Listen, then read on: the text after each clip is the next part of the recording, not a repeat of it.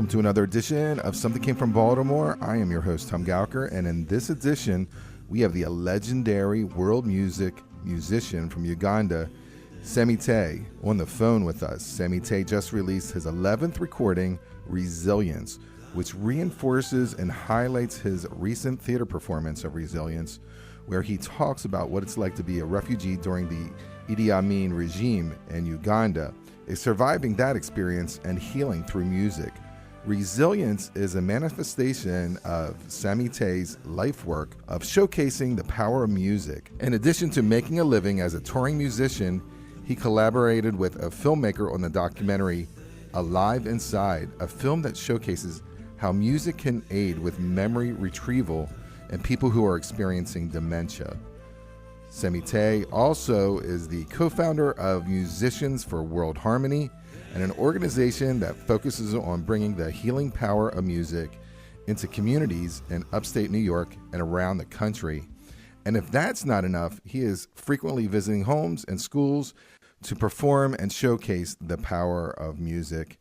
Samite is on the road to promote his new album, his one-man show, and his performance with fellow Windham Hill label alumni for the Winter Solstice tour.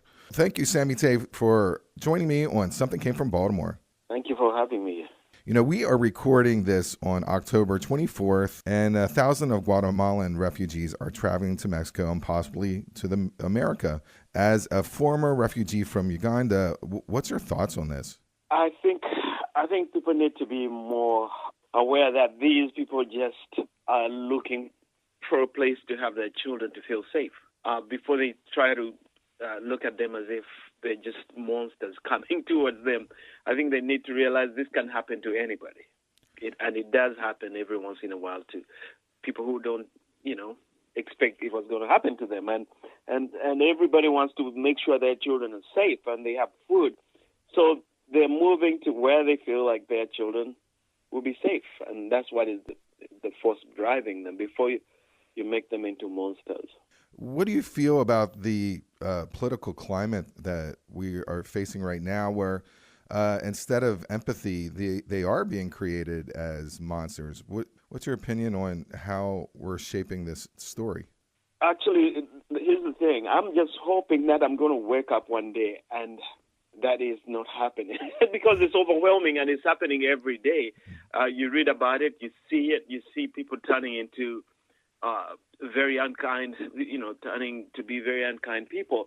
But I'm also wondering, actually, if we are focusing only on that, I think we need to start reporting on some positive news. Because right now it just makes you want to go back to bed when you read what you see. But I think, and it makes the negative stuff even, we're giving it wings. We need to start really showing some more of the positive things that are happening. And I think we can influence kindness.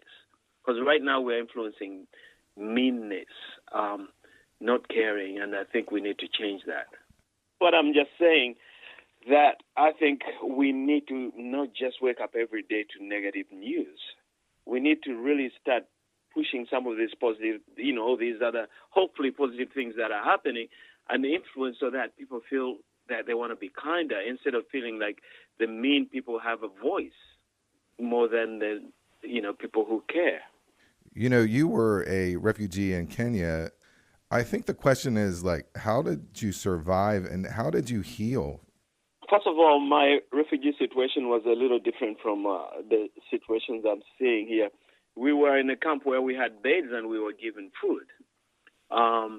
And I stayed in the camp for not too long until I was approved to be an official refugee with a work permit in Nairobi.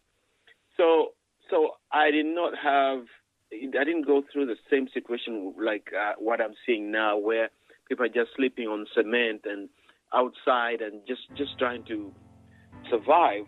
But I think the way I feel like I've recovered is by trying to use the healing power of music to help other refugees, to use my music to help people who are going through similar situations or worse than I went.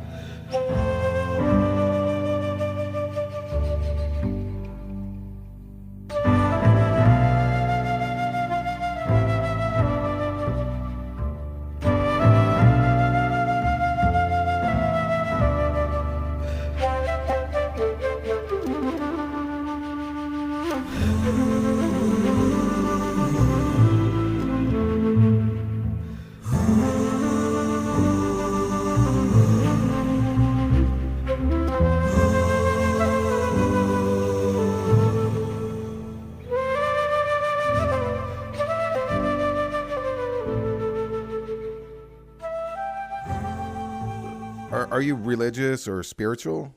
I am religious, and I'm also spiritual. I think I'm more spiritual than religious, but I am religious. I've never asked that question to anyone, but I feel that your music provides that kind of soul heal, like it's healing the soul. That I wanted to know where that came from you.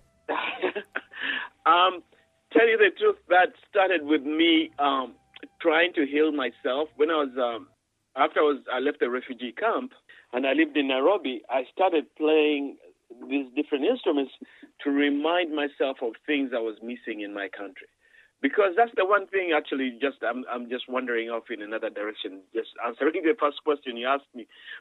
Refugees would rather be in their own countries. The reason they are leaving their own countries is because they're unsafe. I think that's what people need to remember. Even when we were in the refugee camp in Uganda, we wanted to go back home. So when I was in Kenya as a refugee, I wanted to go back to Uganda so badly.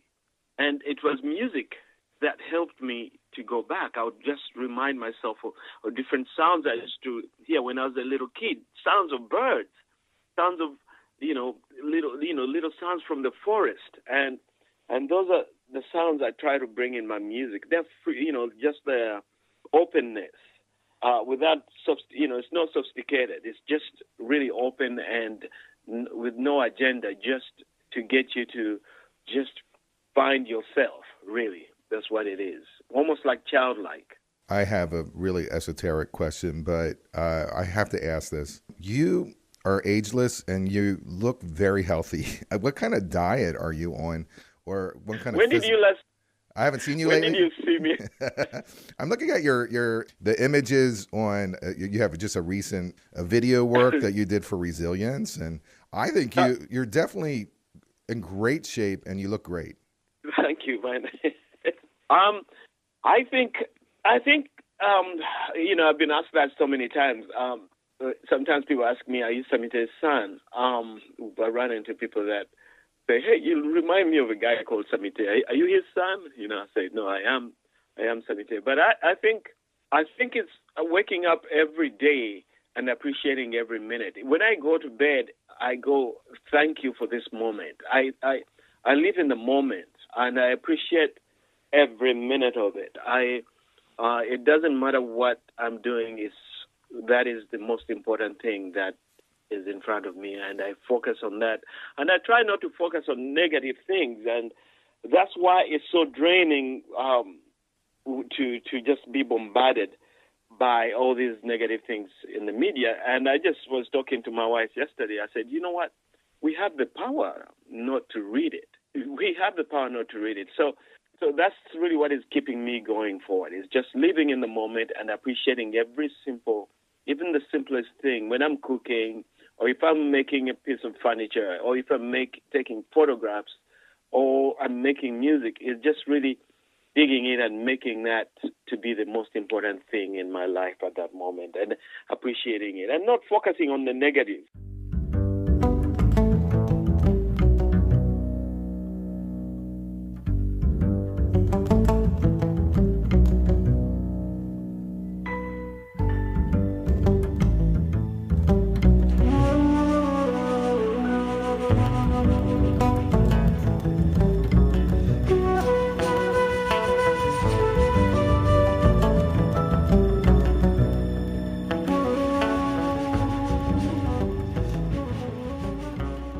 You spent 2 years working on live performance at the St. Joseph University of Resilience.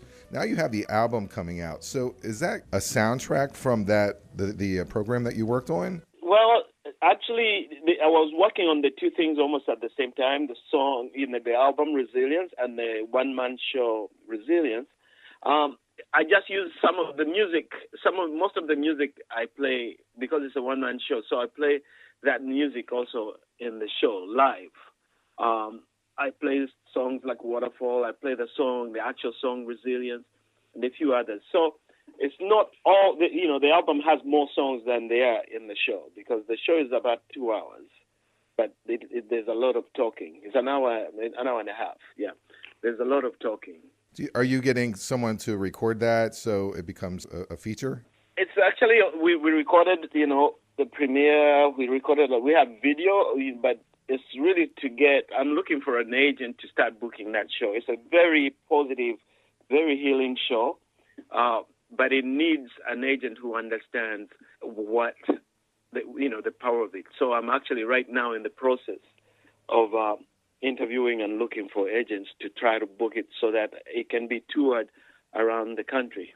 Let's talk about some of the recordings that are on this album, Resilience. The first one is the opening track called Space. What do you want to know about Space? What was your thoughts on it, and where did it come from? It's actually very simple. We decided to move into the country. We used to live downtown, a place called Ithaca, New York. And then we decided we have two horses, Shadow and Time. And we decided to buy an old farm and with, old buildings and lots of space, open space. In fact, even now as I'm talking to you, I'm looking out at the horses. And so you just look out, it's almost endless. It connects to the skies. And so it's like you just look out, you're just like the sky is it's like a giant view of open space that leads up to the sky. There's a hill and with the horses in the foreground. And that was the inspiration. And it so happens that when I'm practicing my music, the horses come to listen to the music. When I'm practicing, I leave the window open in the summertime. And sometimes in the winter when they stand there, I know they're expecting to hear music. So that, especially the flute, they love the flute. So that's what inspired that particular song is the open space, the freedom of feeling like is endless. You can fly just through the music. If you close your eyes, you can just go, and then you open, you're still in that open space. So that's really what inspired that song. We're going to take a listen to that song.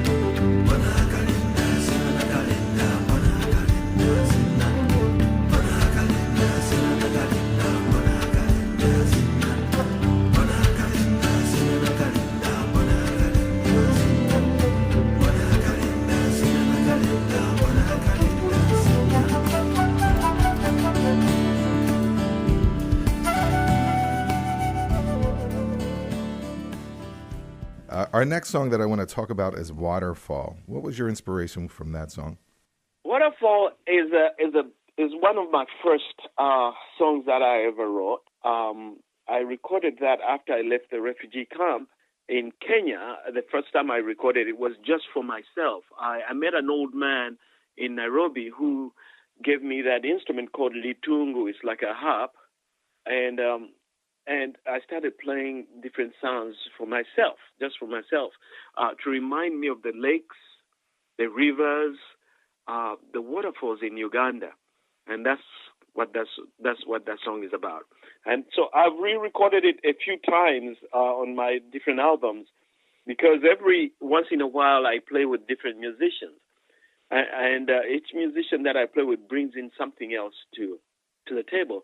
And in this case, I invited my friend David Cullen, who lives in Philadelphia area, Reading actually, and I played with him, on stage, Waterfall, and I said, you know what, we need to do an actual recording of this because it was so beautiful what he did, how the song talked to him, and that's how you hear that guitar with David playing against the litungu, which is the African 7-string harp. It's a Kenyan instrument.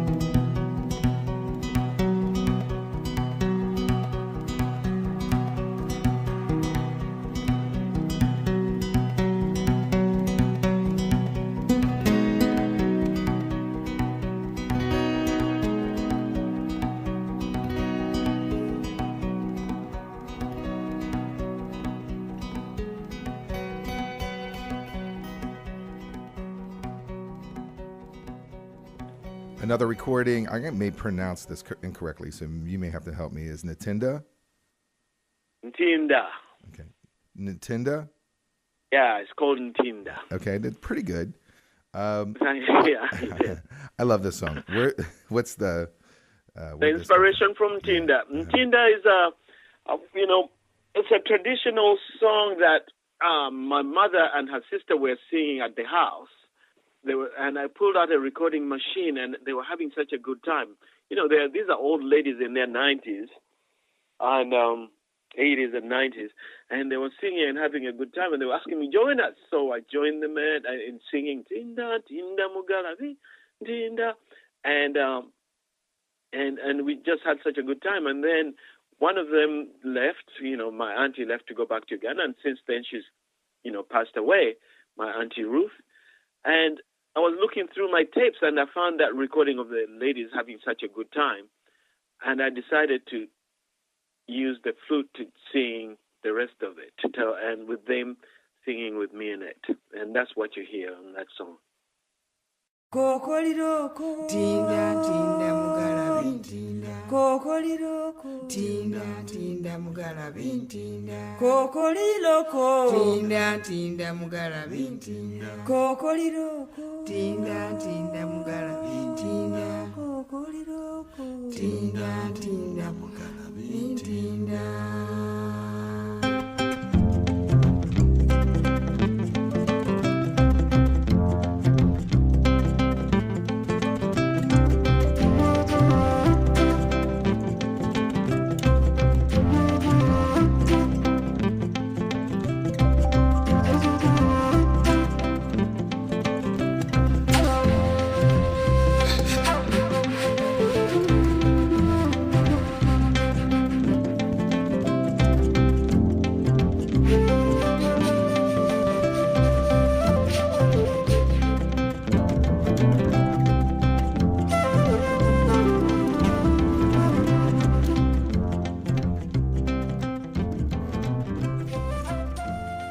What is it like hitting the road with ex-Windham Hill co-workers? I know that you're doing a winter solstice tour. Yes, it's always extremely exciting because they people who are recording on Windham Hill understand taking your time and not having to do too much, but really appreciate the guitar or the piano or the whatever the sound. So it's very good for me to always reconnect with. Like this time I'll be with Sean Ackness and Liz Story. It's always exciting because they listen for that beauty of not showing too much technique. It's just really listening and letting your head discover the beauty of being quiet. Almost, it's like space. It actually, I'd like to call it, that's music with a lot of space. And some people maybe not even understand it because they're used to, things that are changing too much. But I find it extremely healing when I do these tours with these guys. I think it was the Thelonious Monk. It said that the space in between the notes is just as important as the notes themselves. Exactly. There was a documentary I saw on Netflix. It's called Alive Inside. I thought it was beautiful. I totally recommend that people check out this. There was a scene where a gentleman was just given a Walkman. He was suffering from dementia, and you could just see his face light up. You could see that he was finally connecting to our world. But all of a sudden, you're in this documentary, and you're the documentary itself had Dan Cohen of Music and Memory, and you have your own musicians from World Harmony. Have you guys been working together, or was it just a random act of kindness that you guys were found together? No, it was. It just happened. There was a doctor. His name is Bill Thomas. Dr. Bill Thomas. He was, in fact, he's in the video. He's one of those amazing people. He found out a long time ago that people in nursing homes or in hospitals, especially old people, most of them are not that sick. They're just lonely. They're bored.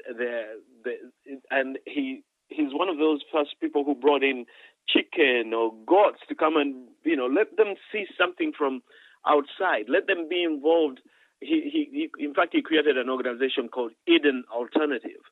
Let all people be given a chance to plant food and live a normal life instead of being tied in the hospitals with chemicals, and nobody coming to visit them. So this guy was invited to be part of the film, and he had heard of my work that I do, where I bring music to heal, to help people find healing in refugee camps and orphanages in Africa, or when I work with former child soldiers. So he told the film producer that maybe you want to meet my friend Samite. He has a story to tell that is similar to what you're trying to tell, the healing power of music. And so Michael invited me to New York City, and just introduced me to some old people in nursing homes that were not expecting a musician to come. And they said, what would you do with this people? Just do whatever you do. So in the scene that you see in that film, this was one lady was very sick, and we just spent time talking and sharing stories. And that's what happens when I bring music. People want to sing with you, or they want to tell you their stories. And so that's basically what happened in that film. It was not even planned. They just opened the cameras and let us just be ourselves. One thing that documentary showed, and I've seen since then, is your brain on music, how your neurons and your just light up, and the responsiveness that happens, like it's an endorphin into your brain. Your music is like very tonal, and there is a repetitive in nature of some of the meditations of the music. Have you put that much thought into it as to say, okay, well, if I play this tone and I do it in a repetitive mode, like how deep are you going into research? Yeah. I mean, obviously this is instinctual, because you continually seem to hit the mark of and achieve what you're trying to do, but there is science behind something, and I don't know if you ever dabbled into it. To tell you the truth, this album, Resilience, is the first album that I've done where I have taken a song that I'm working on in the studio, and like in a dimension, in a dimensional word, and I just say in a dimensional word, and I just say, hey, I'm going to play you something, and these are like, some of them are very sick people. I'm going to play you something, and you tell me how you feel when I'm done. So these are things that I've already played for myself, and I'm feeling good with it, but let me see what you think.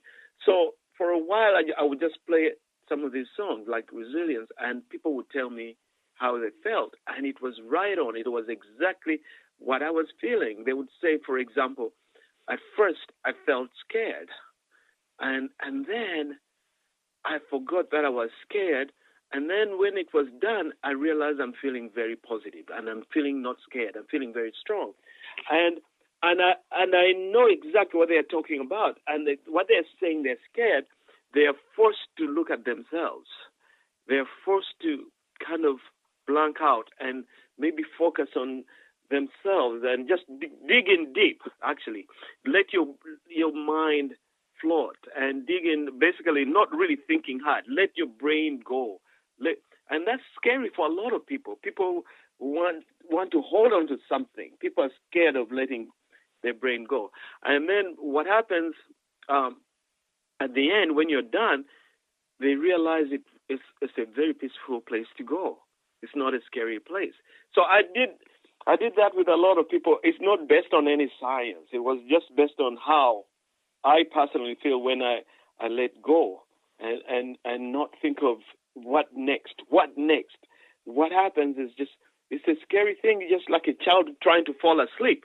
And they're like, oh, I don't want to sleep. But then when they fall asleep, it's just beautiful, and they wake up feeling better. It's the same thing. We need to learn to let go. It's almost like meditation. In fact, it is meditation. So the music repeats, but it's actually not necessarily repeating, because each time you play every single note, there's a slight difference. There's a slight difference. It's not so obvious, but you cannot do exactly the same thing you just did. So it's a little different. It's a little different. It just changes. Even the kalimba's repeating. It just keeps changing, but it sounds like, my goodness, this is repeating itself. But so if you let your brain float with that, that's what happens. It's like waves. It's like watching waves. I want to thank you very much for coming to Something Came from Baltimore. Thank you very much for having me. Can I make one quick comment? I think the one thing we need to remember to look at each other in the eyes and talk, even though people you think you don't get along with. I'm finding that to be one of the most powerful things. If we don't talk, if we start, this is what is happening right now in this country. We don't talk to those people. They don't talk to us. They're horrible because they're not like us. And I think that's the wrong way to go about this. I think the way we're going to turn that negative energy around is by talking to even those people we think are not like us. I think that's how we're going to influence them and bring. I've seen it. It helps with me all the time. I've gone to places where people, a guy is in a cancer ward and he's not expecting a black guy to come and talk to him. And I talk and I play a little bit of song, and soon he's opening up his, telling me all his worries. And soon he's like, I'm his best friend.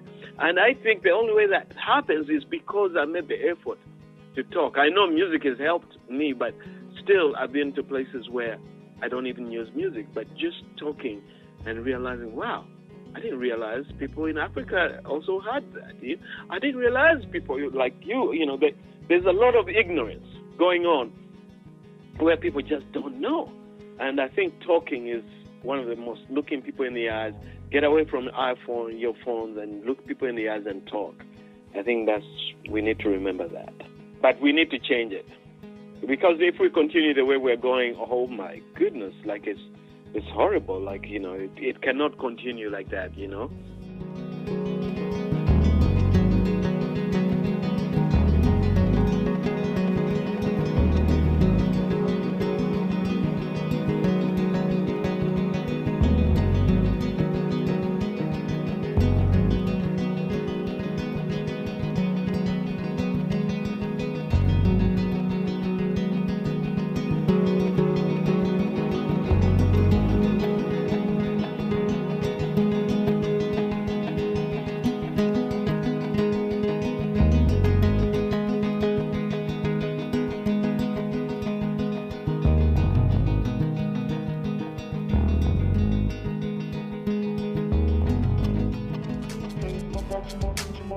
Something came from Baltimore. Something came from Baltimore.